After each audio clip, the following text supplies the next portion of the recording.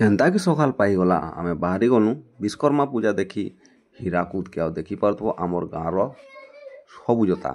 ଯେନ୍ତାକି ମୁଇଁ ସମ୍ବଲପୁର ପହଞ୍ଚିଗଲି ସେନେକା ମୋତେ ଏଣ୍ଟ୍ରାନ୍ସରେ ଦେଖବାର୍କେ ମିଳିଲା ୱେଲକମ୍ ଟୁ ସମ୍ବଲପୁର ଆଉ ଦେଖିପାରୁଥିବ କେନ୍ତା ବଢ଼ିଆ ସୁନ୍ଦର ବନା ହେଇଛି। ପହଞ୍ଚିଗଲୁ ପହଲା ତ ଆମେ ପଳେଇଗଲୁ ହୀରାକୁଦ ଆଉ ହୀରାକୁଦର ଏନ୍ତା ଭୟଙ୍କର ଦୃଶ୍ୟ ଦେଖିକରି ମୁଇଁ ଡରିଗଲି ବିଲକୁଲ ବି କାଁ କହେମା କହ ଏନ୍ତା ମୁଇଁ କେବେ ପାଖକୁ ଗେଟ୍ ଖୋଲା ହେଇଥିବା ତାର ନାଇଁ ଦେଖିଥାଏ। ତ ଯେହେତୁ ବିଶ୍ୱକର୍ମା ପୂଜା ତ ଆମକୁ ପୁରା ପାସ୍କେ ଏଣ୍ଟ୍ରି କରିଥିଲେ ତ ଆମେ ଏଠି ପାସ୍କୁ ଯାଇକରି ଦେଖଲୁ ଆଉ ତୁମେ ବି ଦେଖିପାରୁଥିବ ଯେ ପାନ୍ କେତେ ଆକାରରେ ବାହାରୁଛେ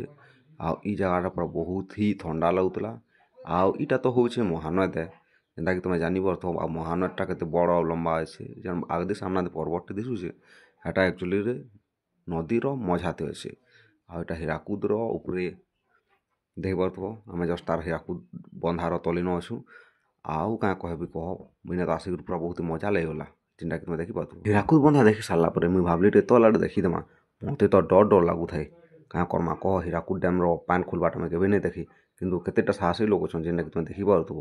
ନଈ ଭିତରେ ବି ଢୁକିକରି ମାଛ ମାରବାର୍କେ ଲାଗିଛନ୍ ଜାଲ ଜୁଲା ନେଇକରି ଦେଖିପାରୁଥିବ 2 ଜଣ ଅଛନ୍ ପାନ୍ର ମଝାଥି ତାଙ୍କର ଜୀବନ ତ ବିଲକୁଲ ବି ଟିକେ ବି ଡର ଭୟ ନାଇଁନ ହେତେ ପାନ୍ ଆସୁଛେ ଆଉ ସେଥି ବି ସେମାନେ ମାଛ ମାରବାର୍ ଲାଗି ପଲେଇ ଯାଇଛନ୍ ଆଉ କେତେଟା ପିଲା ତ ଥିଲେ ଯେନ୍ଟାକି ଦେଖିପାରୁଥିବ ନଈର ସାଇଡ଼୍ରେ ଠିଆ ହେଇକରି ସେଲ୍ଫି ଫେଲ୍ଫି ହେଉଥିଲେ ତଲଦି ତ ଏଲାଉ ନି ଥାଇ କାଁ ଥିଲି ବୋଲି ତଲଦି ବନ୍ଦ ଥିଲା ଫିର୍ ବି ସେମାନେ ଗୋଟେ ବାଇପାସ୍ ମାରିକରି ଗୋଟେ ଅଲଗା ରାସ୍ତା ଦେଇ ପଲେଇ ଯାଇଥିଲେ। ତ ଭିଡ଼ିଓ ତ ବେଶୀ ଲମ୍ବା ନାଇଁ ହୁଏ କାଁ ଥିଲେ ବୋଇଲେ ମୁଇଁ ଭିଡ଼ିଓ ବେଶୀ ନାଇଁ ବନି ଆଉ ଭଏସ୍ ଓଭର୍ ଦେବାରଟା କି ମ୍ୟୁଜିକ୍ ମାନେ ବାଜୁଥିଲା ସମ୍ବଲପୁରୀ ମ୍ୟୁଜିକ୍ ମାନେ ତ ସେଥିର୍ଲାଗି କପିରାଇଟ୍ ଲାଗ୍ବାର୍ ଚାନ୍ସେସ୍ ବେଶୀ ରହେସି। ତ ଭିଡ଼ିଓ ବେଶୀ ଲମ୍ବା ନାଇଁ ଚ୍ୟାନେଲ୍କେ ସବସ୍କ୍ରାଇବ୍ କର ଯଦି ଭଲ୍ ଲାଗୁଛେ ବେଲେ ଆଉ ସେୟାର୍ କର ତୁମର୍ ସାଙ୍ଗମାନଙ୍କୁ ଏନ୍ତା ନୂଆ ନୂଆ ଭିଡ଼ିଓ ଦେଖ୍ବାର୍ ଲାଗି। ତ ଫିର୍ ବି ଇଟା